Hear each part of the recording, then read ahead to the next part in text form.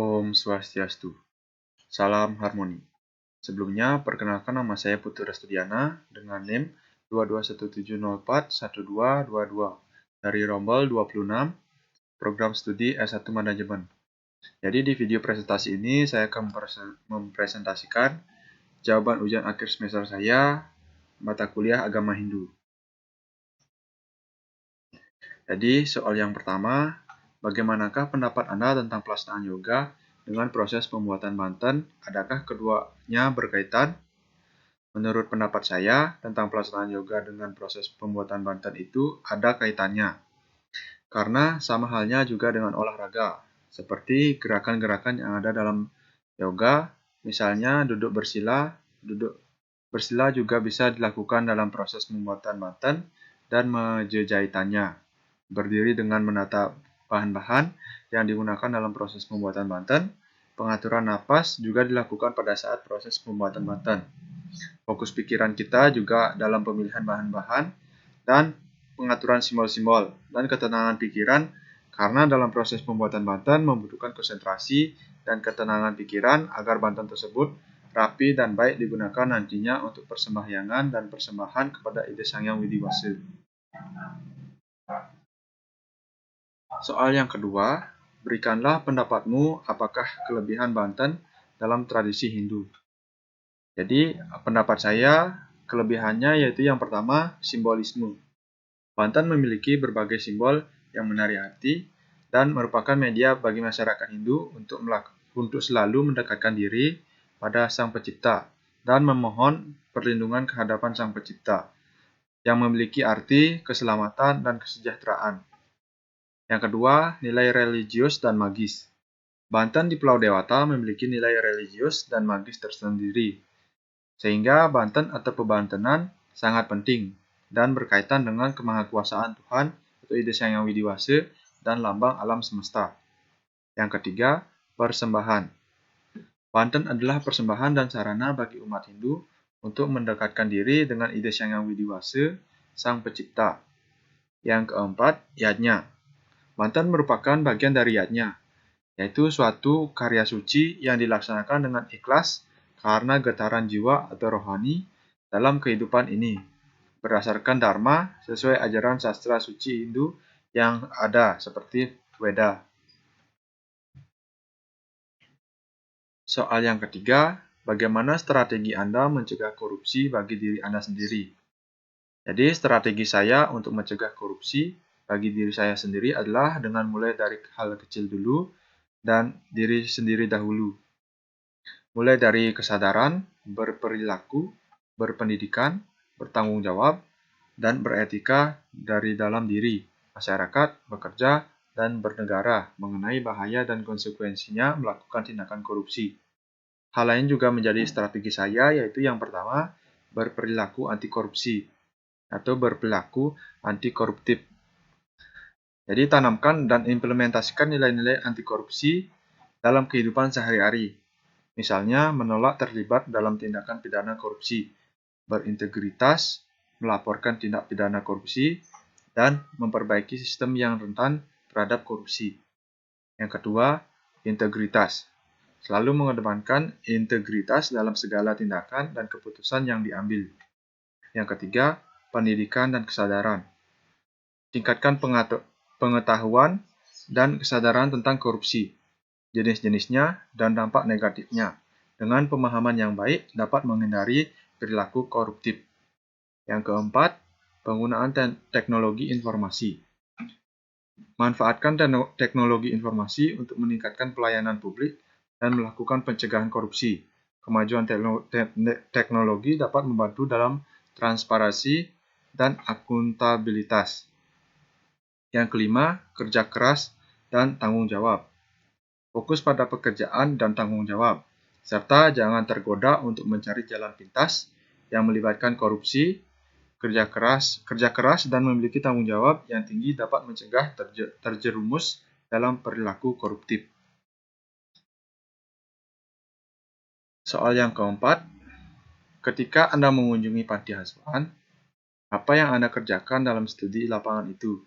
Serta nilai-nilai agama Hindu apa yang bisa dipelajari dan diterapkan dalam studi Anda. Ketika saya dengan kelompok saya mengunjungi panti asuhan, ada beberapa hal yang kita lakukan dalam studi lapangan, serta nilai-nilai agama Hindu yang dapat dipelajari dan diterapkan. Aktivitas yang saya dan kelompok saya lakukan dalam studi lapangan di panti asuhan tersebut adalah yang pertama, observasi dan interaksi dengan anak-anak. Mengamati dan berinteraksi dengan anak-anak di panti asuhan yang dimana dari mulai datang ke panti asuhan kita saling menyapa dan memberikan salam dari kepada pengurus panti asuhan maupun anak-anak. Selanjutnya kita berinteraksi dengan anak-anak dengan perkenalan, dengan menambahkan candaan agar mereka tersenyum dan tidak menyesal bertemu kita. Yang kedua, berpartisipasi dalam bentuk kegiatan. Dalam kegiatan di panti asuhan, kita melaksanakan kegiatan pemberian bingkisan yang berupa air minum, snack, dan pulpen sebagai alat tulis dan kegiatan bermain dengan anak-anak dengan memainkan permainan kotak pos dan tebak-tebakan. Kegiatan ini tidak hanya menghibur anak-anak, tetapi juga melatih keterampilan fokus kritis dan logika mereka. Setelah melakukan studi lapangan di panti asuhan, terdapat beberapa nilai-nilai agama Hindu yang dapat dipelajari dan diterapkan, yaitu Dharma, nilai kebijakan atau tindakan yang sesuai dengan tugas dan tanggung jawab seseorang. Dalam konteks panti asuhan, nilai Dharma dapat diterapkan dalam memberikan perawatan dan pendidikan pada anak-anak dengan penuh tanggung jawab. Nilai yang kedua, sewa, nilai pelayanan kepada sesama. Dalam panti asuhan, nilai sewa dapat diterapkan dalam memberikan perhatian, kasih sayang, dan bantuan kepada anak-anak yang membutuhkan.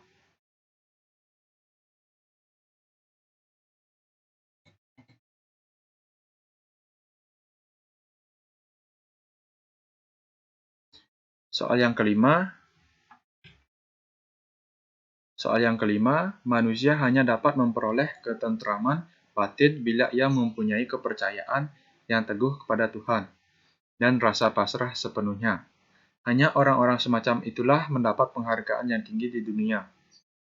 Apakah ada hubungan kepasrahan dengan sifat korupsi pada manusia?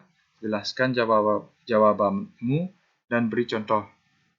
Menurut saya, kepasrahan tidak ada hubungannya dengan sifat korupsi manusia, karena kepasrahan adalah sikap atau keadaan di mana seseorang sepenuhnya menyerahkan diri atau pasrah kepada Tuhan. Sedangkan sifat korupsi adalah kebejatan dan ketidakjujuran, penyalahgunaan wewenang, dan kekuasaan mendapatkan keuntungan pribadi atau kelompok. Jadi contohnya, seorang pejabat pemerintah yang menyatakan keyakinan agamanya dan merasa pasrah kepada Tuhan, namun terlibat dalam tindakan korupsi dengan menerima suap atau menyalahgunakan kekuasaan untuk keuntungan pribadi. Dalam hal ini, perilaku korupsi bukanlah hasil dari ketiadaan kepasrahan, tetapi lebih disebabkan oleh ketidakjujuran, keserakahan, atau dorongan pribadi yang kuat. Soal yang keenam, dalam konteks pemujaan, manusia hanya dapat menyadari kebenaran bila dia memupuk keselarasan dalam pikiran, perkataan, dan perbuatan. Kurangnya keselarasan di antara tiga hal ini sama saja dengan dusta. Orang semacam itu tidak dapat mencapai kesempurnaan. Hubungkan pernyataan itu dengan yoga dan pranayama yang Anda temukan dalam pengajian Center Yoga selama ini. Melalui pernyataan tersebut, dengan menghubungkan dengan yoga dan pranayama yang saya temukan dalam pengajian Center Yoga, yaitu dalam yoga, keselarasan antara pikiran, perkataan, dan perbuatan sangat penting untuk mencapai kesempurnaan atau kebahagiaan. Sedangkan pranayama, teknik pernapasan dalam yoga, juga membantu dalam memupuk keselarasan ini dengan mengendalikan pikiran dan emosi. Dalam praktik yoga, pranayama digunakan untuk membantu mengendalikan pikiran dan emosi, sehingga dapat mencapai keselarasan dalam pikiran, perkataan, dan perbuatan. Soal nomor 7. Dalam bab tentang bakti dalam kitab Bhagavad Gita, dikatakan bahwa waktu adalah unsur yang paling penting dalam hidupmu.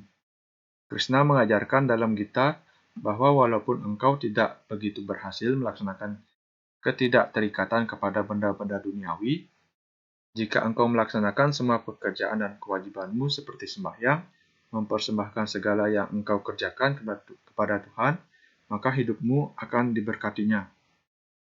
Apakah makna dari ungkapan Bhagavad Gita yang dimaksud? Jadi Bhagavad Gita adalah nyanyian suci dalam bentuk puisi Sanskerta yang sederhana namun indah. Dalam bab tentang bakti, dalam kitab Bhagavad Gita, Krishna mengajarkan bahwa waktu adalah unsur yang paling penting dalam hidupmu. Walaupun engkau tidak begitu berhasil melaksanakan ketidakterikatan kepada benda-benda duniawi, jika engkau melaksanakan semua pekerjaan dan kewajibanmu seperti sembahyang, mempersembahkan segala yang engkau kerjakan kepada Tuhan, maka hidupmu akan diberkatinya. Dalam hal ini, makna ungkapan Bhagavad Gita adalah bahwa waktu sangat penting dalam hidup.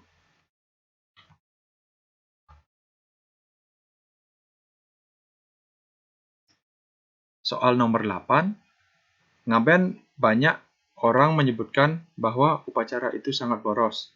Bagaimanakah menurut Anda ngaben itu? Apakah perlu dilakukan? Jadi ngaben adalah sebuah upacara kremasi yang dilakukan oleh masyarakat Bali sebagai bagian dari tradisi keagamaan Hindu. Banyak orang menganggap bahwa ngaben adalah upacara yang sangat boros karena melibatkan biaya yang besar dan persiapan yang rumit. Upacara ini melibatkan pembelian bahan-bahan untuk upacara, penyediaan makanan dan minuman untuk tamu, serta biaya untuk pemakaman dan kremasi. Selain itu, ngaben juga membutuhkan waktu yang cukup lama untuk persiapan dan pelaksanaannya. Namun, penting untuk diingat bahwa ngaben memiliki makna dan nilai keagamaan yang sangat penting bagi masyarakat Bali, khususnya agama Hindu. Upacara ini dianggap sebagai bentuk penghormatan terakhir kepada orang yang telah meninggal dan juga sebagai proses pembebasan roh dari dunia fisik. Bagi masyarakat Bali, ngaben adalah cara untuk memastikan bahwa roh orang yang meninggal dapat melanjutkan perjalanan spiritualnya dengan baik. Meskipun ngaben dapat dianggap sebagai upacara yang boros, keputusan untuk melaksanakannya tetap menjadi hak dan keputusan masing-masing keluarga. Setiap keluarga memiliki kebebasan untuk memilih apakah akan melaksanakan ngaben atau tidak berdasarkan pertimbangan budaya, keuangan, dan kepercayaan mereka sendiri.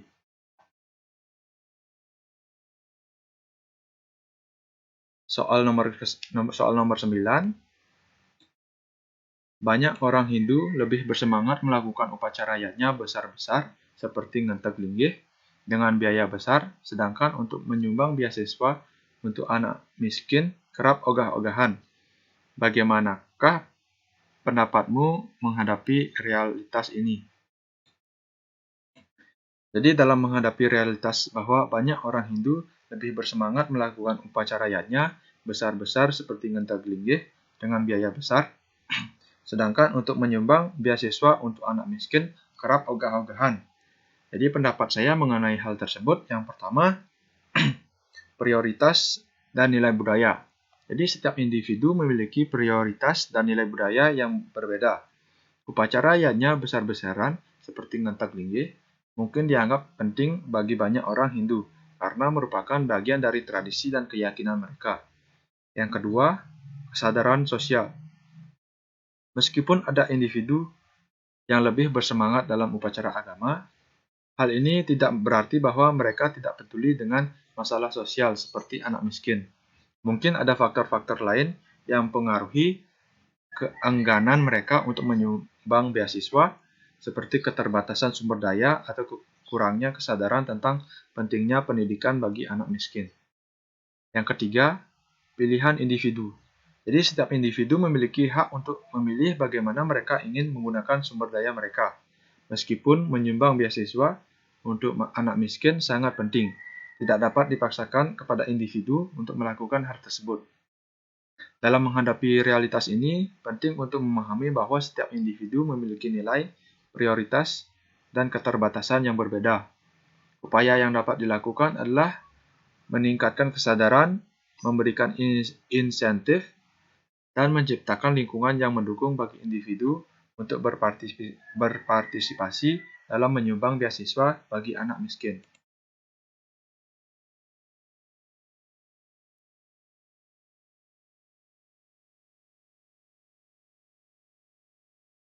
Soal nomor 10, Yatra Yogesvarah, Krishno Yatra Paarto, Danur Darah, Tatra Sirir Vijayo, Buutir, Dhruva, Niitir, Matir, Mama. Artinya, di mana ada Krishna, penguasa yoga, dan Arjuna yang bersenjatakan busur perkasa, di sana ada kesejahteraan, kejayaan, kemuliaan, dan moral langgeng. Bhagavad Gita 18:78. Berikan contoh untuk pelaksanakan dalam kehidupan sehari-hari. Jadi pelaksanaan Bhagavad Gita 18:78 dalam kehidupan sehari-hari dapat dilakukan dengan mengadopsi nilai-nilai dan ajaran yang terkandung dalam ayat tersebut. Contoh pelaksanaannya dalam kehidupan sehari-hari, yang pertama, mengatur jadwal harian yang seimbang antara pekerjaan, waktu bersama keluarga, dan waktu untuk meditasi atau berdoa. Yang kedua, mengembangkan kemampuan. Kita dapat terus belajar dan mengasah keterampilan kita untuk mencapai keberhasilan dan kemajuan. Misalnya, mengikuti pelatihan atau kursus untuk meningkatkan keahlian di bidang pekerjaan atau minat pribadi. Yang ketiga, melakukan kegiatan sosial seperti menyumbang pada yang membutuhkan, membantu tetangga, atau menjadi sukarelawan di lembaga amal. Yang keempat, mempertahankan moralitas dengan berlaku jujur, adil, dan bertanggung jawab dalam semua aspek kehidupan. Jadi, sekian dari video presentasi saya. Jika ada salah kata yang kurang berkenan di hati, mohon dimaafkan. Saya Putu Rusdiana, saya undur diri. Om Santi Santi Santi Om. Salam harmoni.